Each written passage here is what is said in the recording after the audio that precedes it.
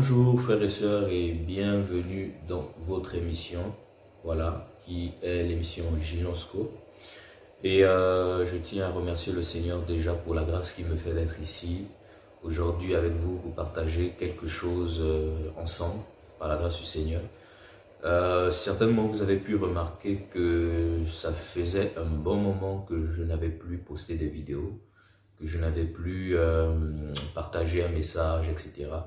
Eh bien, au-delà de la grâce que le Seigneur nous fait de pouvoir enseigner, de pouvoir partager, de pouvoir s'exhorter entre frères, nous avons aussi une vie privée. Voilà, donc dans ma vie privée, il y a eu beaucoup de choses qui se sont passées. Donc le Seigneur m'a fait quitter du pays dans lequel j'étais pour un autre pays, donc du Gabon aujourd'hui en Italie, par la grâce du Seigneur. Donc en venant ici, j'avais besoin d'un peu de temps pour m'organiser, j'avais besoin d'un peu de temps pour voir comment est-ce que les choses se passent ici en Italie, comment voilà, je pouvais m'intégrer aussi simplement, etc. Donc ça m'a pris beaucoup de temps quand même, je crois. Ça fait peut-être 4-5 mois que je n'ai pas partagé de messages sur la chaîne. Donc il n'y a pas eu d'activité. C'est vrai qu'il y avait eu une annonce qui disait que on devait être en pause voilà, en décembre on devait être en pause, de décembre 2020.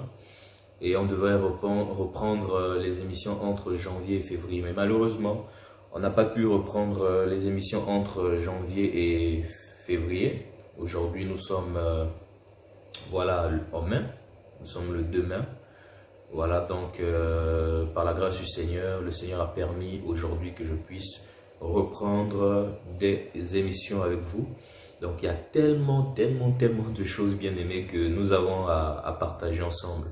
Il y a beaucoup de messages que le Seigneur a mis dans mon cœur, tellement de messages. Voilà, ce petit temps de recueil, ce petit temps d'observation, voilà, dans ma nouvelle vie en Europe. Et voilà, je tiens simplement à bénir le Seigneur, hein, simplement à lui dire merci pour la grâce qu'il m'a faite à moi et à mon épouse, hein, de changer d'environnement. Ça nous a fait du bien, un très grand bien. Et voilà, bref, que le Seigneur soit béni. Donc nous sommes là effectivement pour partager avec vous, je suis là pour partager avec vous un nouveau message que le Seigneur m'a mis à cœur, une exhortation, voilà, concernant les temps dans lesquels nous sommes. Voilà, nous vivons des temps vraiment difficiles actuellement, nous vivons des temps compliqués actuellement, nous vivons des temps où beaucoup de personnes peuvent se poser des questions. Que ce soit des chrétiens, que ce soit des inconvertis, beaucoup de gens se posent des questions. Ça fait 2 ans aujourd'hui que nous vivons dans le confinement, que nous vivons la pandémie du Covid-19. Voilà, et c'est difficile pour beaucoup de personnes en termes financiers, en termes psychologiques, en termes émotionnels, en termes, voilà, on se sent comme emprisonné, on se sent comme manipulé, on se sent comme brimé, on se sent comme étouffé, on ne se sent plus libre. Ça fait 2 ans aujourd'hui que le monde ne vit plus normalement comme nous l'avons connu. Et plusieurs personnes peuvent se poser des questions, se demandant mais qu'est-ce qui se passe?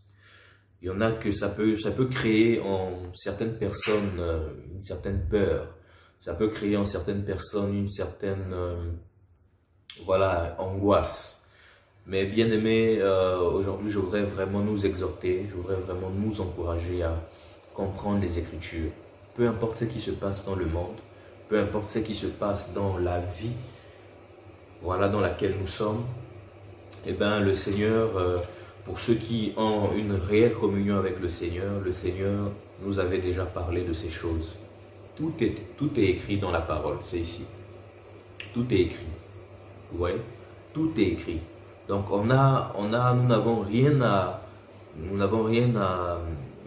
voilà, rien ne doit nous surprendre en fait. On ne doit pas être surpris par rapport aux événements de la vie. On ne doit pas être surpris par rapport à ce qui se passe actuellement dans le monde. Eh bien, ce sont des événements dont la Bible avait déjà prévu. La Bible avait déjà en parlé. Alors aujourd'hui, qu'est-ce que j'aimerais partager avec vous comme exhortation? Eh bien, j'aimerais parler tout simplement des douleurs de l'enfantement. Les douleurs de l'enfantement. Alors on peut se poser cette question, mais pourquoi les douleurs de l'enfantement? Pourquoi le frère a à cœur de partager sur les douleurs de l'enfantement? Eh bien, c'est parce que c'est en fonction, en fait, de ce qui se passe actuellement dans le monde. Voilà. Le monde actuellement vit les douleurs de l'enfantement. Alors, vous allez vous dire, mais il y a quel lien avec le Covid-19? Qu'est-ce qui se passe avec le Covid-19? Qu'est-ce qui peut t'emmener à dire que le monde vit les douleurs de l'enfantement?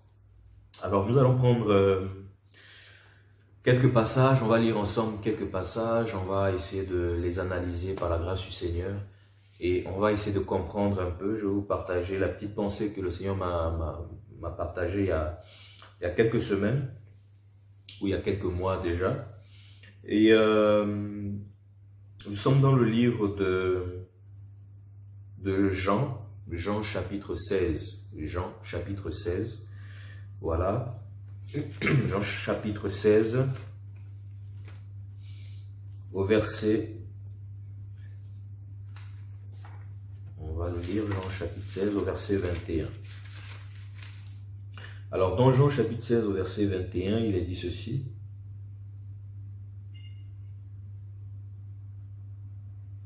La femme, lorsqu'elle enfante, éprouve de la tristesse, parce que son heure est venue, mais lorsqu'elle a donné le jour à l'enfant, elle ne se souvient plus de la souffrance à cause de la joie qu'elle a de ce qu'un homme est né dans le monde. Alors on dit, la femme, lorsqu'elle enfante, éprouve de la tristesse. Vous voyez? Actuellement, le monde est dans les douleurs de l'enfantement. Le monde est en train de vouloir enfanter. Vous voyez? Le monde est enceinte. Le monde est en pleine gestation. Le monde est en train d'attendre un enfant. Le monde s'attend à un enfant. Le monde s'attend à enfanter. On va voir qu'est-ce que le monde attend, d'accord? Qu'est-ce que le monde plutôt veut enfanter. Alors, le monde est en pleine gestation, c'est à cause de cela que tout le monde est en train de subir les douleurs de l'enfantement. Tout le monde est en train de subir l'angoisse que la femme, qu'on appelle le monde, d'accord, est en train de, voilà, la gestation de cette femme, ses douleurs, ses angoisses, ses souffrances, ses difficultés, elle nous la partage. Pour ceux qui ont des femmes, ou pour les femmes, pour celles qui ont déjà eu des enfants, vous allez vous souvenir de ce moment-là. Lorsque c'est votre heure, lorsque c'est l'heure de pouvoir enfanter, lorsque c'est l'heure de pouvoir mettre au monde, d'accord? Vous allez voir que cette période, souvent pour les femmes, on peut se rendre compte que c'est une période, d'accord, où c'est un moment qui n'est pas facile pour elles. C'est un moment qui est difficile. Et pour ceux qui l'accompagnent, elles communiquent cette angoisse, elles communiquent cette peur. Parce qu'on est en panique, on va se dire, mais ma soeur est en train de vouloir enfanter, ma femme est en train de vouloir enfanter. Et l'époux, il est paniqué, il se dit, il souhaite que la chose se passe bien. Parce que dans cette situation, la femme peut passer de l'autre côté, elle peut mourir.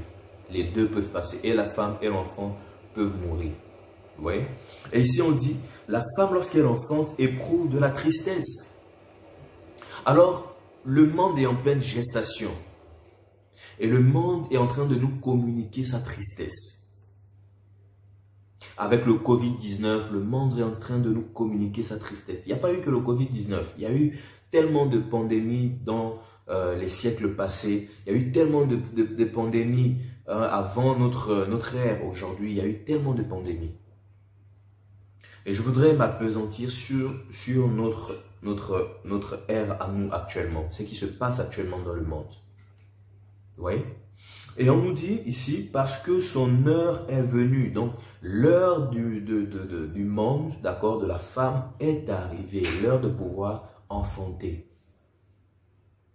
Et on nous dit, lorsqu'elle a donné le jour à l'enfant, elle ne se souvient plus de la souffrance à cause de la joie qu'elle a de ce qu'un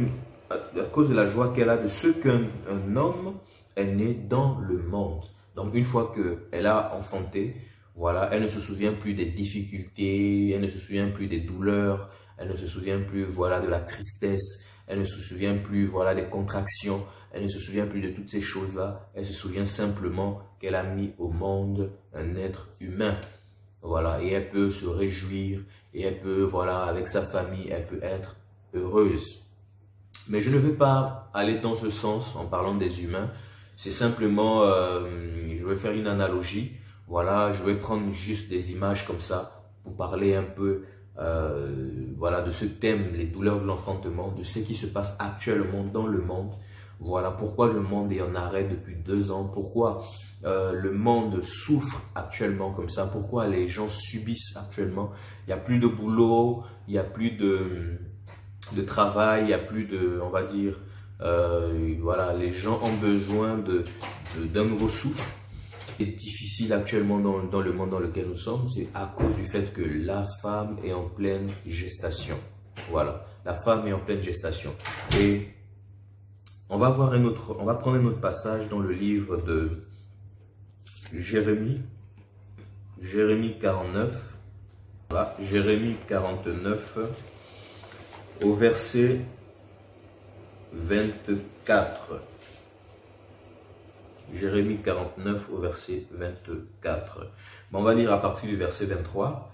Il est dit ceci: sur Damas, Hamath et Arpad sont confuses, car elles ont appris une mauvaise nouvelle. Elles tremblent, c'est une mer en tourmente qui ne peut se calmer.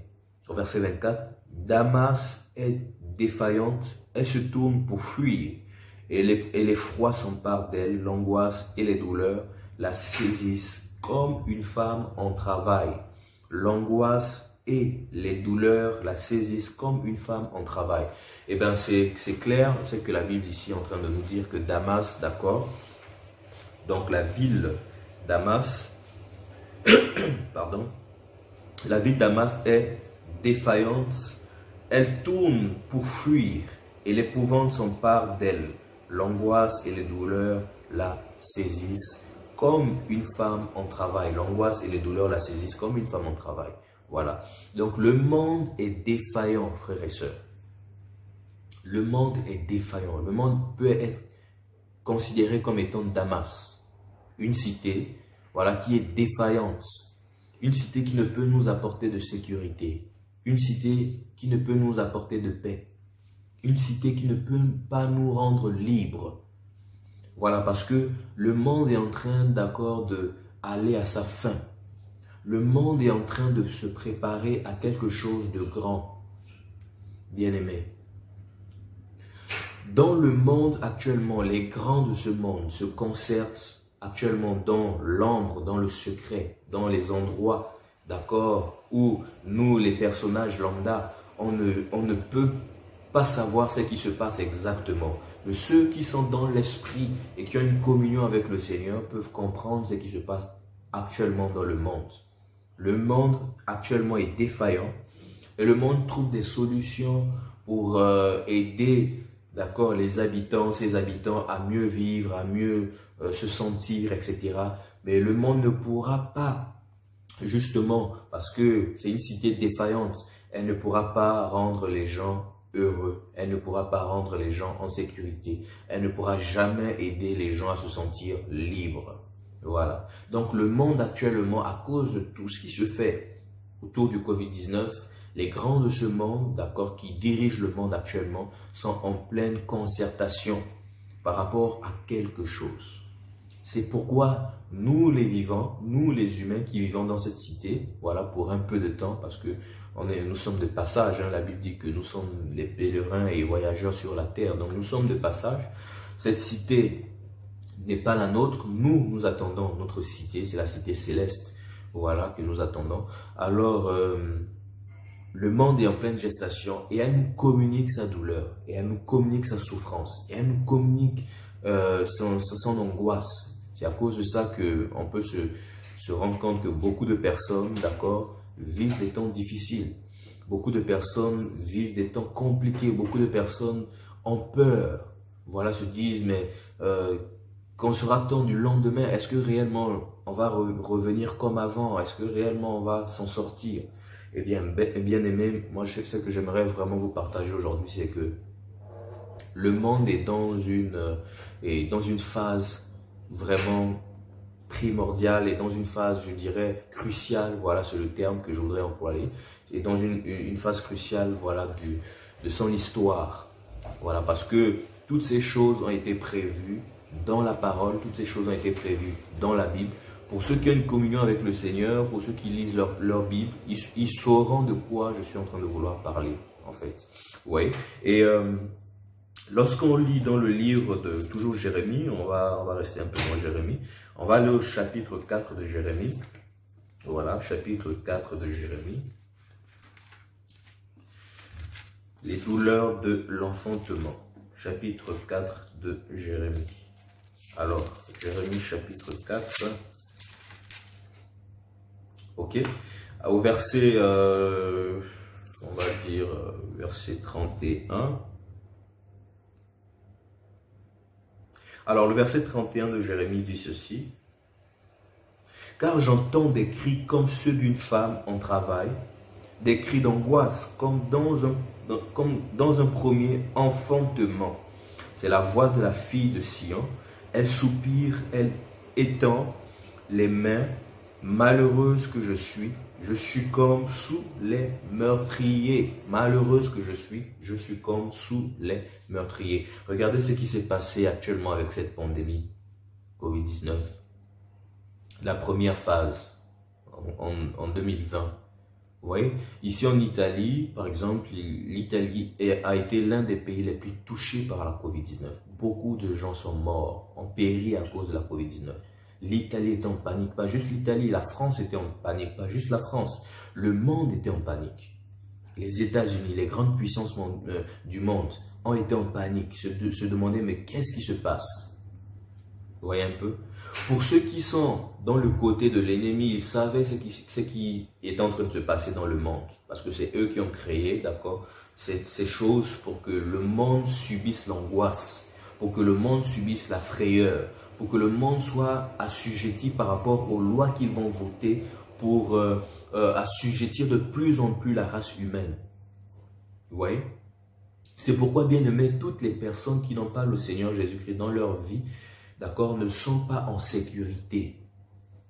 Vous êtes dans un monde où, en fait, l'être humain n'a plus le temps de penser à son semblable. L'être humain n'a plus le temps de penser, voilà, à son vis-à-vis, de penser au bonheur de son semblable. Tout ce qui anime, d'accord, tous ceux qui sont les puissants de ce monde, c'est voir la race humaine être détruite. C'est pourquoi, avec la pandémie du Covid-19, vous allez vous rendre compte que beaucoup de personnes souffrent, voilà, beaucoup de personnes sont mortes. Et le monde, comme dit ici la parole dans Jérémie 4, verset 31, « Car j'entends des cris comme ceux d'une femme en travail. » Les gens étaient en train de crier, de paniquer. Vous avez suivi un peu dans... voilà, sur les réseaux sociaux, ici et là, à la télévision, les journaux en parlaient. Les gens étaient en pleine angoisse, les gens criaient, les gens étaient meurtris, les gens se demandaient, mais qu'est-ce qui se passe actuellement? Vous voyez? Et ici, Jérémie nous dit des cris d'angoisse, comme dans un premier enfantement. Vous voyez? Donc tout ce qui se passe actuellement là, c'est-à-dire que le monde est en pleine gestation pour enfanter. Le monde est en pleine gestation pour enfanter. Donc, les cris, les angoisses, les difficultés, les complications qu'il y a actuellement dans le monde, en fait, c'est parce que le monde s'apprête à enfanter. Le monde est en train de nous communiquer son angoisse de l'enfantement. Le monde est en train de nous communiquer, d'accord, je dirais, ces contractions. On se pose des questions, les gens sont au chômage. les gens n'ont plus de boulot, beaucoup de personnes, beaucoup d'entreprises ferment, beaucoup de personnes sont renvoyées, voilà, n'ont pas de boulot, des gens ont des diplômes et sont à la maison, des gens n'ont pas l'occasion, d'accord, de pouvoir subvenir à leurs besoins. Pourquoi? À cause de ce qui se passe actuellement dans le monde, parce que le monde nous retransmet son angoisse. Le monde nous retransmet en fait sa difficulté. Le monde nous retransmet en fait ses contractions, parce qu'elle s'apprête à enfanter. Oui. Alors vous allez me dire, mais jusque là, on ne comprend peut-être pas, peut-être là où tu veux en venir, mais allons-y dans Marc, dans le livre de Marc, vous allez comprendre, parce que ce sont des choses que la Bible en parle, hein, pour ceux qui, comme je disais, ont une communion avec le Seigneur et qui lisent leur Bible. Vous allez comprendre que ce sont des choses que le Seigneur Jésus avait déjà parlé. Donc nous sommes dans le livre de Marc, Marc 13. Pardon, Marc 13. Alors Marc 13, je vais lire à partir du verset... Je vais lire à partir du verset 1 pour qu'on puisse comprendre le contexte. Marc 13 à partir du verset 1 dit ceci. Lorsque Jésus sortit du temple, un de ses disciples lui dit, « Maître, regarde quelle pierre et quelle construction. » Jésus lui répondit, « Vois-tu ces grandes constructions? Il ne restera pas pierre sur pierre qui ne soit renversée. » Ici, en fait, on parlait du temple de Jérusalem qui était vraiment bien construit. Et au verset 3, il est dit ceci. Il s'assit sur la montagne des Oliviers, en face du temple. Et Pierre, Jacques, Jean et André lui posèrent en particulier cette question. Dis-nous quand cela arrivera-t-il? Donc, comment est-ce possible que le temple va être détruit? Quand cela arrivera-t-il? D'accord? Il dit, dis-nous quand cela arrivera-t-il et à quel signe connaîtra-t-on que toutes ces choses vont s'accomplir? Toutes ces choses vont s'accomplir. À quel signe? Vous voyez un peu? Donc, quand une femme est enceinte, il y a des signes qui prouvent qu'elle est enceinte. D'accord? Elle va commencer à beaucoup cracher, elle va commencer à avoir des malaises, elle va commencer à vomir, sa morphologie va commencer à changer, son visage va commencer à être pâle. Donc, il y a beaucoup de signes qui montrent qu'elle est enceinte. D'accord? Ses menstruations vont s'arrêter. Donc, il y a beaucoup de signes comme ça qui montrent que la femme, d'accord, est en pleine gestation, elle est enceinte. D'accord? Elle va commencer à avoir des goûts, des nausées, des goûts particuliers par rapport à la nourriture, etc., etc., etc. Et elle va partager son angoisse, d'accord, à son partenaire. Elle va partager, d'accord, son ressenti avec son partenaire, ses désirs particuliers avec son partenaire. Vous voyez un peu? Et son partenaire va ressentir son angoisse, sa difficulté, sa peine, sa souffrance. Vous voyez un peu? Et c'est ce qui est en train de se passer actuellement dans le monde. Et ici, au verset 5, il dit ceci. Jésus se mit alors à leur dire, prenez garde que personne ne vous séduise. Car plusieurs viendront sous mon nom, disant c'est moi, et ils séduiront beaucoup de gens. Quand vous entendrez parler de guerre et de bruit de guerre, ne soyez pas troublés, car il faut que ces choses arrivent. Mais ce ne sera pas encore la fin. Une nation se lèvera contre une nation, et un royaume contre un royaume, et il y aura des tremblements de terre en divers lieux. Il y aura des famines, et ce ne sera que le commencement des douleurs. Et ce ne sera que le commencement des douleurs. Donc ici, vous voyez que le Seigneur avait déjà averti ses disciples, d'accord, qu'il y aurait des signes, d'accord, qui vont arriver, des signes qui vont nous montrer en fait que le monde, d'accord, sera en pleine gestation, le monde est en pleine gestation et le monde sera en train de se préparer à enfanter. Vous voyez. Donc, depuis que le Seigneur était en train de partager cette pensée, d'accord, à ses disciples, de ce temps jusqu'à aujourd'hui, le monde est en pleine gestation. Le monde est en train de vouloir enfanter. Parce qu'il y a quelque chose qui doit arriver. Il y a des événements qui doivent s'accomplir. Vous voyez?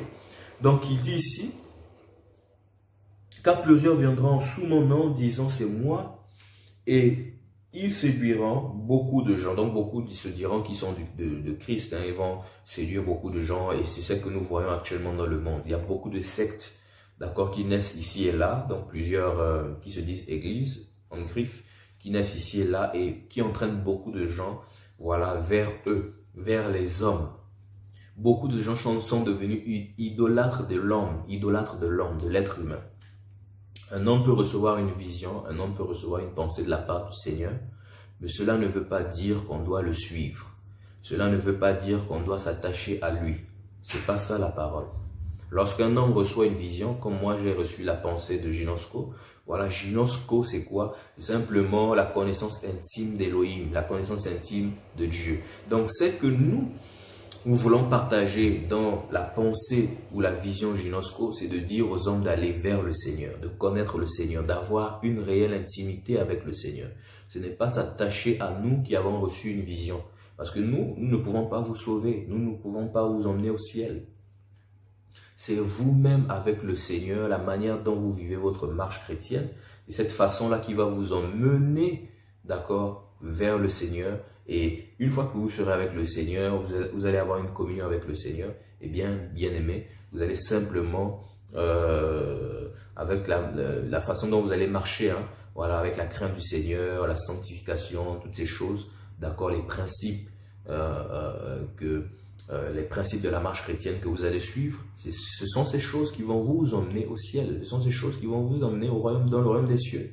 Voilà, donc nous en tant que disciples du Seigneur, nous en tant que, je dirais, en tant que témoins, voilà, parce que un témoin c'est celui-là qui a entendu et qui a vu, parce que vous voyez un peu, les disciples, ce sont des personnes qui ont entendu et qui ont vu le Seigneur, qui ont vu les choses que le Seigneur a accomplies dans leur vie. Et eux aussi vont vers le monde pour retransmettre ce qu'ils ont entendu et ce qu'ils ont vu aux autres.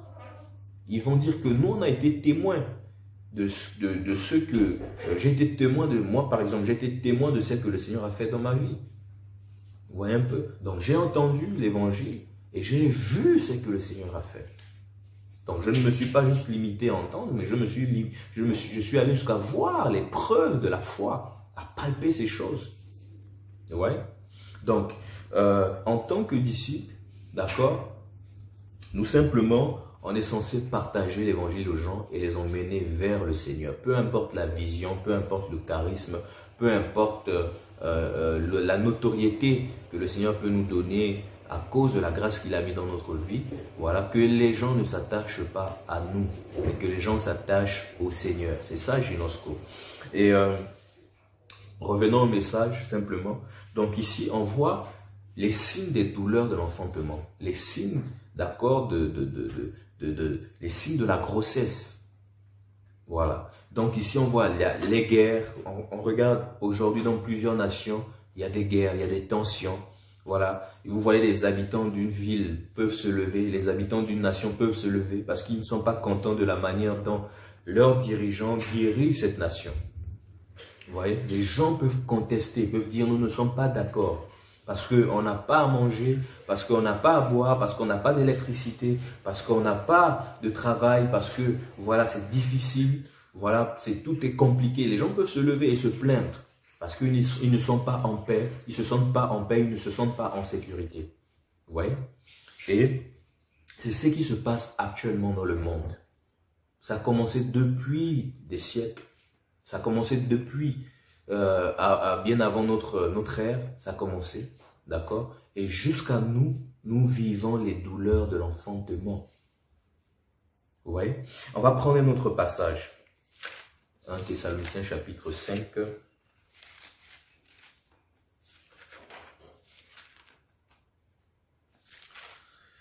1 1 Thessaloniciens chapitre 5.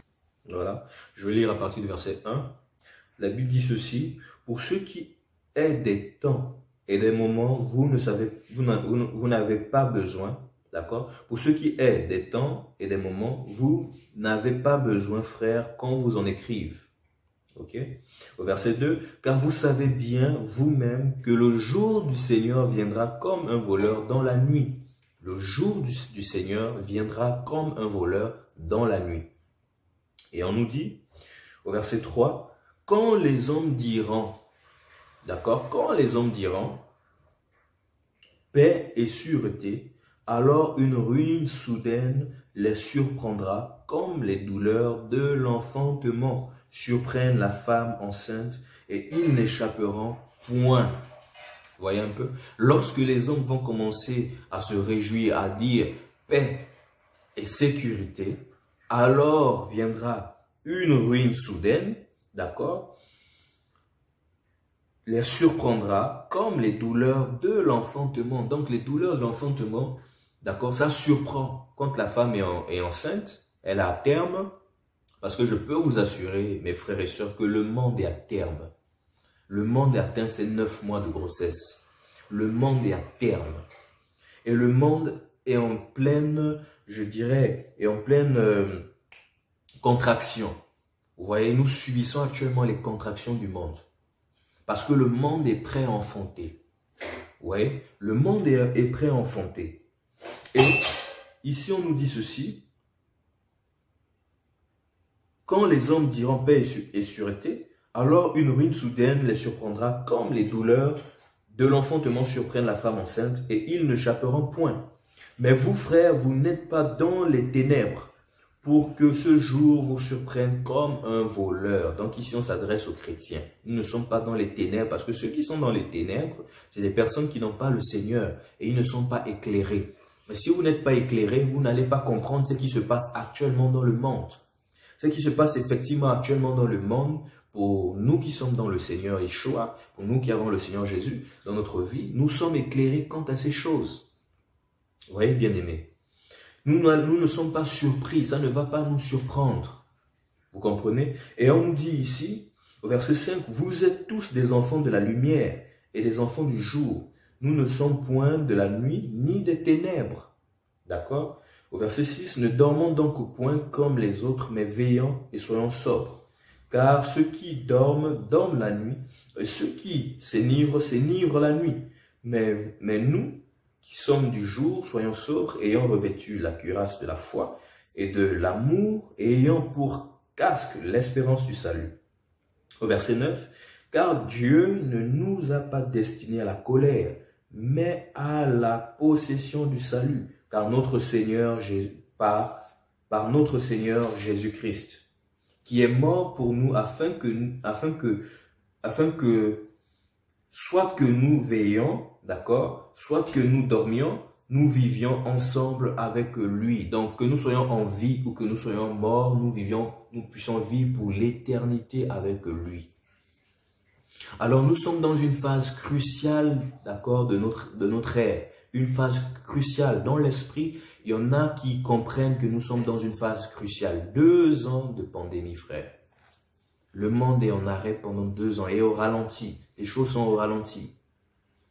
C'est pourquoi on ne doit pas s'accrocher aux choses du monde. On ne doit pas s'accrocher aux choses du monde. C'est vrai, on a besoin de se nourrir. C'est vrai, on a besoin de payer les charges, d'accord, qui nous mettent sous pression également. On a besoin de toutes ces choses-là, d'accord. Mais nous devons comprendre avec du recul, d'accord, que nous sommes dans une phase cruciale du retour du Seigneur.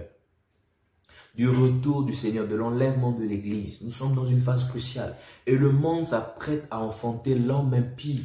C'est à cause de cela, d'accord, que nous subissons les douleurs de l'enfantement. On peut se sentir brimé, on peut se sentir comme étouffé, on peut se sentir comme contrôlé. Pourquoi? Parce que le monde est en train de mettre en place, les gouvernants de ce monde sont en train de mettre en place des lois, d'accord, qui vont assujettir de plus en plus l'être humain, des lois, d'accord, qui vont pervertir la conscience de l'être humain, des lois qui vont contrôler l'être humain, d'accord, les lois qui vont mettre qui vont faire en sorte que l'être humain ne soit plus un humain, ne pense plus comme un humain, mais comme une bête, comme un animal.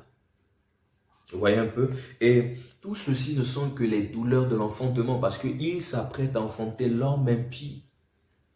Un homme qui va diriger le monde entier, le gouvernement mondial.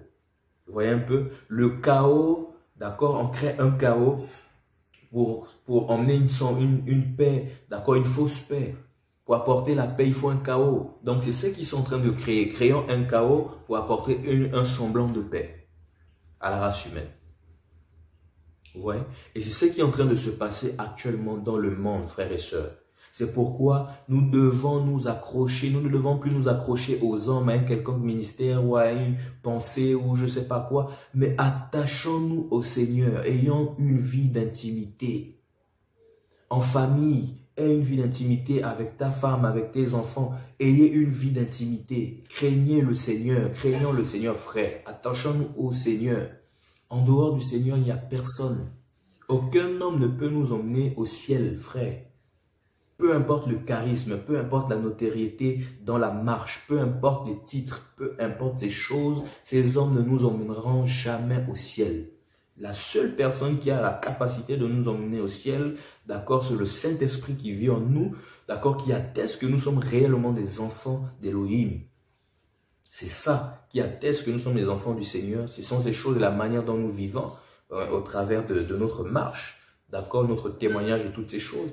Ce sont ces choses qui ont la capacité de nous emmener au ciel. La foi qui sauve. La foi en Yeshua, la foi en Jésus qui sauve, c'est ça qui va nous emmener au ciel. Voilà pourquoi nous devons nous attacher au Seigneur et non aux hommes. Bien-aimés. L'homme va nous décevoir. Mais le Seigneur Jésus-Christ ne nous décevra jamais, bien-aimés. Et dans la période dans laquelle nous sommes, c'est une période d'alerte. C'est une période dans laquelle nous devons, le confinement est même encore une très bonne chose pour nous les chrétiens. Parce que ça nous emmène, d'accord, à ouvrir des églises de maison, à prier en famille, à nous préparer pour le retour du Seigneur, pour l'enlèvement de l'église. Parce que avant l'apparition de l'homme impie, d'accord, il faudrait d'abord que l'église soit enlevée. C'est ce que la Bible nous dit. Ouais. Donc, comme ils savent, comme Satan sait qu'il n'a que un peu de temps avant le retour du Seigneur, d'accord, il n'y a plus de temps, il met en marche sa machine. Il veut que le monde enfante maintenant son fils, ouais, l'homme impie, qui va venir gouverner le monde, qui va venir régner sur tout le monde entier. Vous voyez un peu, un dirigeant mondial. Vous voyez, une même pensée, une même vision, une même monnaie.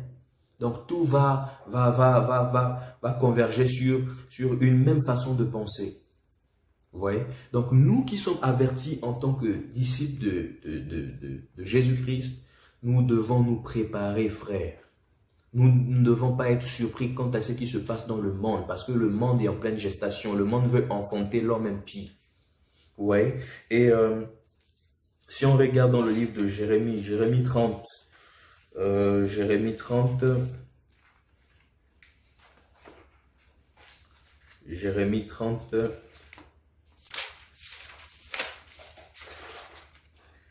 voilà, à partir du verset 5, la parole dit ceci: ainsi parle l'Éternel, nous entendons des cris d'effroi. C'est l'épouvante, ce n'est pas la paix. Informez-vous et regardez si un homme enfante. Pourquoi vois-je tous les hommes les mains sur les reins, comme une femme en travail? Pourquoi tous les visages sont-ils devenus pâles? Non, mais regardez vous-même, frères. Regardons-nous nous-mêmes.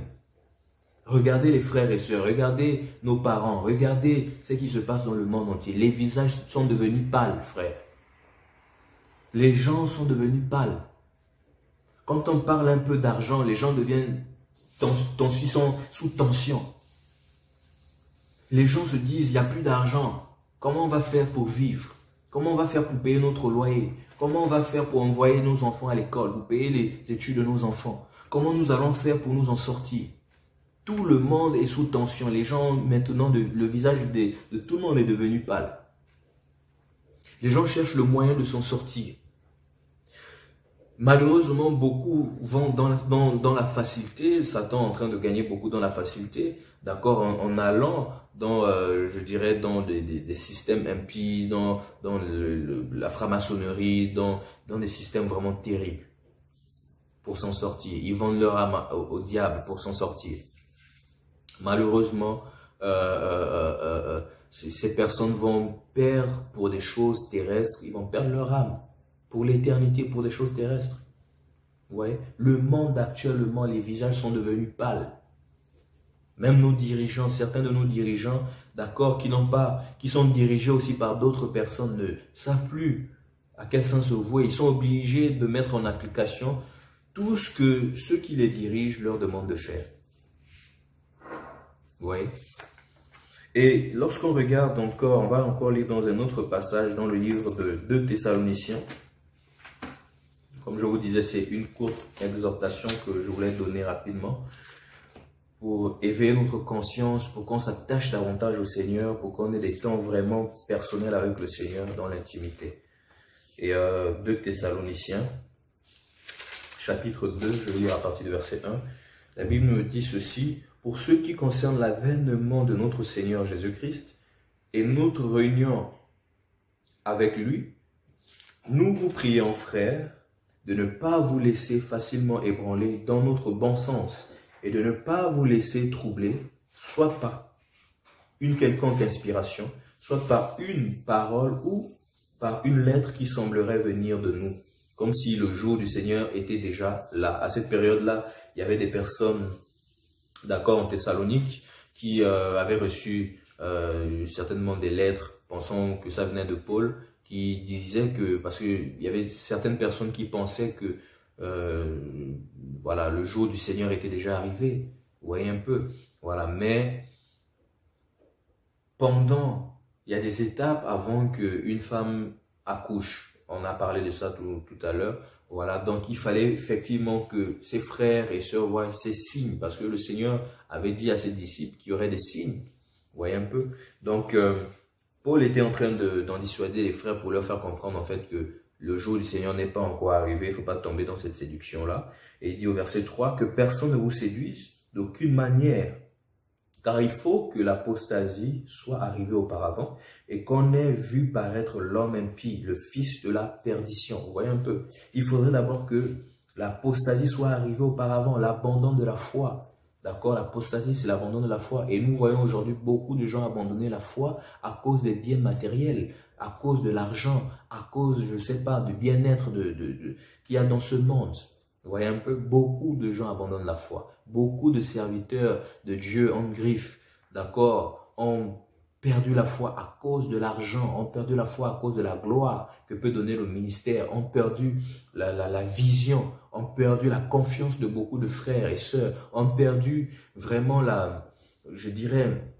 ont perdu le bon sens, d'accord, des Écritures, ont perdu la vision du ciel à cause des choses de la terre. Ils sont rentrés dans l'apostasie, bien aimés. Regardez tout ce qui se passe dans le monde actuellement, dans l'église actuellement, dans les bâtiments actuellement. C'est le monde qui est à l'intérieur dans plusieurs assemblées. Vous voyez un peu. Et cette apostasie-là qui est déjà révélée, que nous avons déjà constaté, que nous voyons actuellement dans le monde, d'accord, l'apostasie soit arrivée auparavant, donc on voit déjà l'apostasie, et qu'on ait vu paraître l'homme impie et le fils de la perdition, donc le fils du mal, l'adversaire qui s'élève au-dessus de tout ce qu'on appelle Dieu ou de ce qu'on adore. Il va jusqu'à s'asseoir dans le temple de Dieu, se proclamant lui-même Dieu ou encore Elohim, se proclamant lui-même Elohim. Ce sont des choses que les gens vivront après l'enlèvement de l'Église.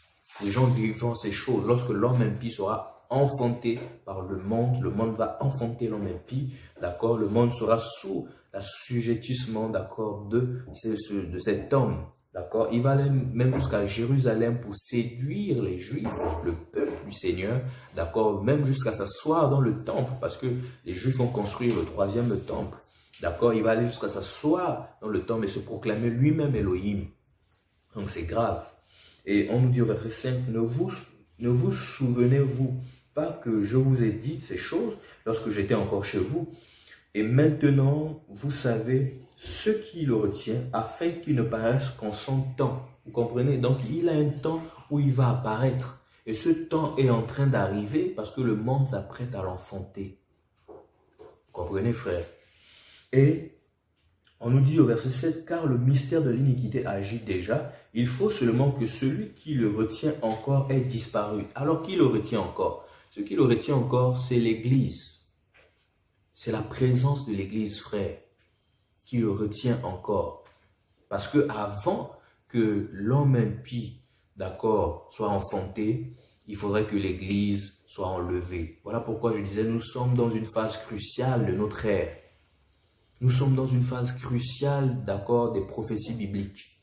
Nous sommes dans une phase cruciale où chacun devrait se préparer avec sa famille pour l'enlèvement de l'Église. Parce que le monde est en train de nous présenter les signes de l'enfantement. Moi, je dirais que, selon moi, le monde a déjà atteint le 9e mois. D'accord? Le monde est enceinte de son 9e mois. Et c'est après 9 mois qu'une femme est censée accoucher. C'est à cause de ça que le monde nous met sous pression. C'est à cause de ça que le monde, d'accord, est en train de se presser, s'alerter. D'accord? Le monde bouge. Le monde est en train de s'apprêter, les dirigeants de ce monde s'apprêtent à voter des lois qui vont assujettir encore, des assemblées qui vont assujettir encore de plus en plus les hommes. De plus en plus des assemblées vont fermer, des assemblées qui sont réellement du Seigneur vont fermer et vont se retrouver dans des maisons. Pourquoi? Parce que les lois que ces hommes vont voter, les dirigeants du monde vont imposer, d'accord, aux églises, il faudrait que ces personnes s'enregistrent, d'accord, et se fassent connaître dans le gouvernement, se fassent connaître dans ceux qui dirigent, d'accord, ce monde, d'accord, ceux qui dirigent leur ville, leur quartier, leur ville. Ils doivent se faire connaître, ils doivent, voilà, faire des papiers, des documents qui attestent que ce sont des assemblées, des églises. Voilà. Et là même, ils vont même encore aller plus loin, leur imposer ce qu'il faut prêcher, ce qu'il ne faut pas prêcher. Surtout ici en Europe, où je pense que pour ceux qui sont en Europe, vous pouvez savoir que ceux qui prêchent contre l'homosexualité, parce qu'ici l'homosexualité est acceptée. Ouais, et l'homosexualité dans la parole du Seigneur, c'est une pratique contre nature. Ça n'a rien à voir avec la volonté du Seigneur et c'est une abomination. Et nous qui sommes censés présenter la lumière aux gens, nous sommes censés dire que c'est un péché, frère. L'homosexualité, c'est un péché. Si tu vas dans une assemblée et que tu vis avec une sœur, vous êtes ensemble, frère, vous êtes ensemble, vous êtes dans le péché, frère. Et il faut sortir de là. Le Seigneur n'est pas dedans. Voilà. Et on nous dit ceci au verset 7, car le mystère de l'iniquité agit déjà, il faut seulement que celui qui le retient encore ait disparu. Donc l'Église, et alors paraîtra l'homme impie, alors paraîtra. Donc il va paraître devant tout le monde. On saura que c'est lui l'homme impie, l'homme que le monde a enfanté. Vous voyez un peu, le fils de Satan, le fils de l'ennemi. Et on nous dit que le Seigneur, et alors paraîtra l'homme impie, que le Seigneur Jésus détruira par le souffle de sa bouche et qu'il écrasera par l'éclat de son avènement. Vous voyez un peu? L'apparition de cet impie se fera par la puissance de Satan. L'apparition de cet impie se fera par la puissance de Satan. Donc tout ce qui se passe actuellement dans le monde entier, c'est un complot, d'accord, satanique. C'est un complot satanique. Le Covid-19 est un complot satanique, frère. Vous comprenez? C'est un complot satanique. Que le Seigneur nous préserve des vaccins, de toutes ces choses-là. Voilà. Et on nous dit, au verset 9, l'apparition de cet impie se fera par la puissance de Satan avec toutes sortes de miracles, de signes, de prodigues mensongers. Et avec toutes les séductions de l'iniquité. Et pour ceux qui périssent parce qu'ils n'ont pas reçu l'amour de la vérité, pour être sauvés aussi, Dieu leur envoie-t-il une puissance d'égarement pour qu'ils croient aux mensonges, afin que tous ceux qui n'ont pas cru à la vérité, mais qui ont pris plaisir à l'injustice soient condamné. Vous voyez un peu, soit condamné. Bien-aimés, il est important pour nous de comprendre ces choses. Ce sont des choses auxquelles voilà, nous sommes sujets actuellement. Nous vivons ces choses actuellement. Donc nous devons comprendre ces choses. Nous ne devons pas paniquer, nous ne devons pas avoir peur, mais nous devons, d'accord, comprendre que nous sommes dans une phase cruciale de notre délivrance. Nous sommes dans une phase cruciale du retour du Seigneur. Nous sommes dans une phase cruciale, d'accord, de l'enlèvement de l'Église, de l'apparition de l'homme impie. C'est à cause de ça que vous voyez le monde est en pleine je veux dire, bouleversement. Le monde est en pleine, voilà, en train d'être secoué. Voilà, c'est parce qu'il y a des choses qui se passent dans le secret, dans les ténèbres. Voilà. Et dans le livre de Romains chapitre 8, verset 22, Romains 8, au verset 22, il est dit ceci. Or, nous savons que jusqu'à ce jour, la création tout entière soupire et souffre les douleurs de l'enfantement. Or, nous savons que jusqu'à ce jour, la création tout entière, que ce soit chrétien, que ce soit non chrétien, la création tout entière, d'accord, soupire et souffre les douleurs de l'enfantement. D'accord? Et on nous dit par la suite, et ce n'est pas elle seulement, mais aussi nous, qui avons les prémices de l'esprit, nous soupirons en nous-mêmes en attendant l'adoption, la rédemption de notre corps. Car c'est en espérant que nous sommes sauvés. Or, l'espérance qu'on voit n'est plus espérance. Ce qu'on voit, peut-on l'espérer encore? Mais si nous espérons ce que nous ne voyons pas, nous l'attendons avec persévérance. Donc ici aussi, nous sommes en train de subir ces douleurs de l'enfantement parce que nous soupirons, d'accord, au retour du Seigneur, nous soupirons après lui. Vous voyez un peu, voilà. C'est à cause de ça que, bien aimés, nous devons vraiment nous attacher au Seigneur. Nous devons vraiment craindre le Seigneur. Nous devons vraiment vérifier nos cœurs. C'est plus le temps de garder des frères et sœurs dans les cœurs ou des gens dans les cœurs. C'est plus le temps de ça, frère. Si vous êtes encore à ce niveau-là, de garder les gens dans les cœurs, de murmurer, de critiquer, c'est que vous n'avez rien compris et vous êtes en train de passer à côté de l'enlèvement de l'Église. Je ne vais pas dire de votre éternité, parce que ceux qui vont rester auront encore l'opportunité de pouvoir se repentir et toutes ces choses. Voilà. Mais ce serait mieux pour nous d'être enlevés aussitôt. C'est plus le temps d'avoir des cœurs rancuniers, c'est plus le temps d'avoir des cœurs, je sais pas, méchants, c'est plus le temps. Voilà, c'est plus le temps. Moi, personnellement, je suis vraiment dans cette pensée, voilà, de libérer mon cœur à 1000%, à 10 000%, pour qu'il n'y ait plus de traces en quoi que ce soit qui concerne retenir qui que ce soit ou je sais pas quoi. Parce que ça sert à rien. Il faut être des modèles, il faut continuer de craindre le Seigneur, il faut continuer de prier, il faut continuer de libérer son cœur vis-à-vis de sa famille, vis-à-vis des frères et sœurs qui nous ont fait du mal, qui nous ont blessés, qui nous ont mal compris, etc.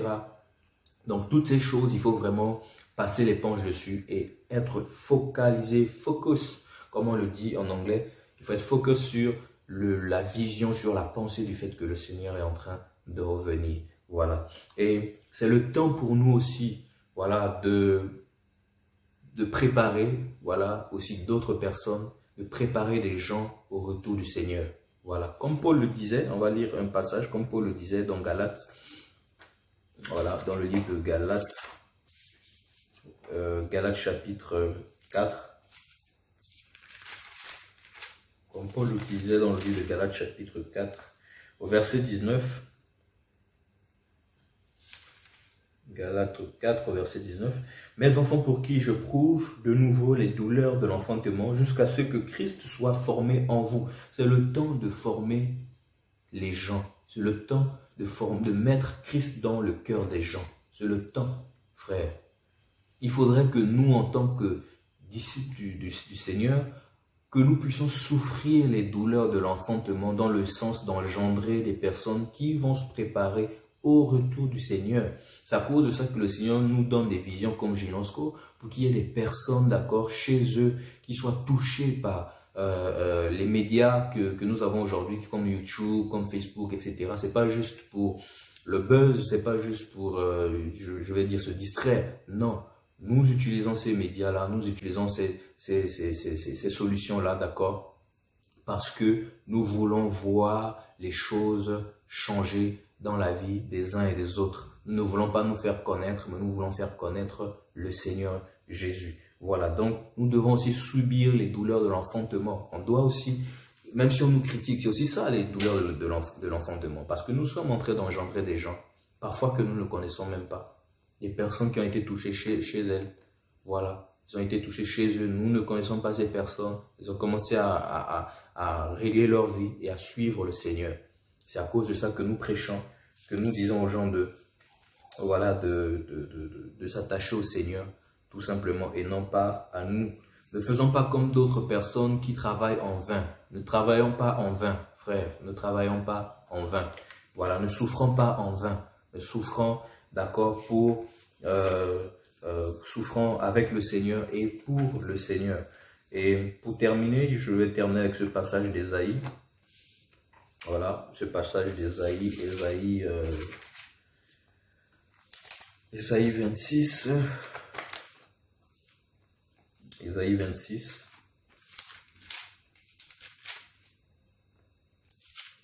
Verset 17. On va commencer au verset 16. L'Éternel, ils t'ont cherché quand ils étaient dans la détresse. Ils se sont répandus en prière quand tu les as châtiés, comme une femme enceinte sur le point d'accoucher. Se tord et crie au milieu de ses douleurs. Ainsi avons-nous été loin de ta face, ô Éternel. Nous avons conçu, nous avons éprouvé des douleurs.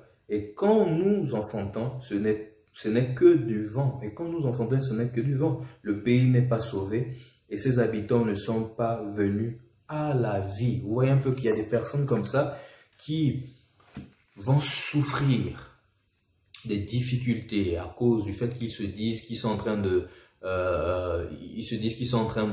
former des gens, ils se disent qu'ils sont en train de bâtir quelque chose, une vision, etc.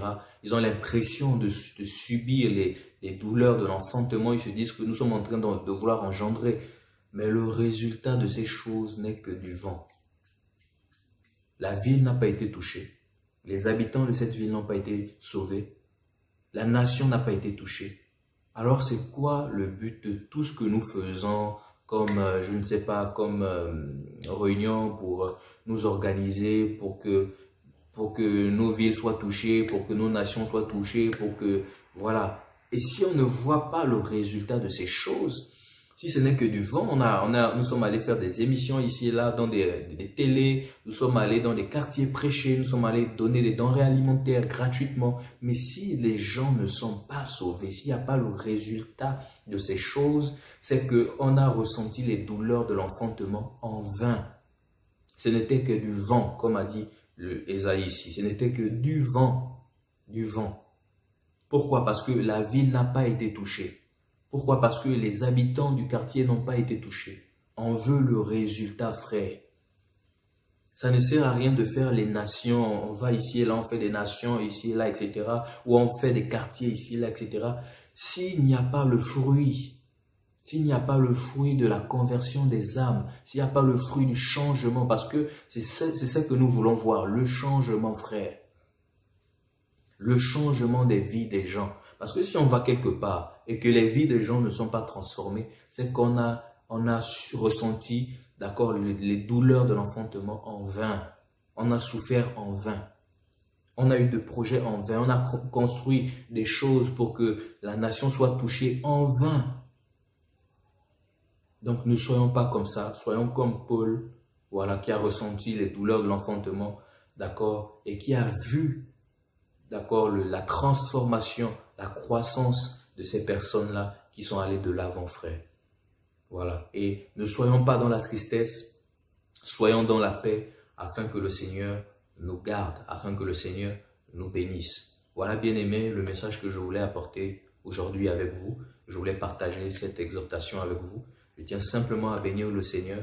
Merci pour vos prières par rapport à Ginosco, grâce à vous. voilà, qui priait pour nous, grâce au Seigneur aussi, voilà, qui nous soutient dans la vision qui nous a communiqué, qui m'a communiqué, voilà, je veux simplement, voilà, lui rendre toute la gloire. Je veux simplement aussi bénir le Seigneur au travers de vos vies qui soutenez cette pensée, cette vision dans la prière.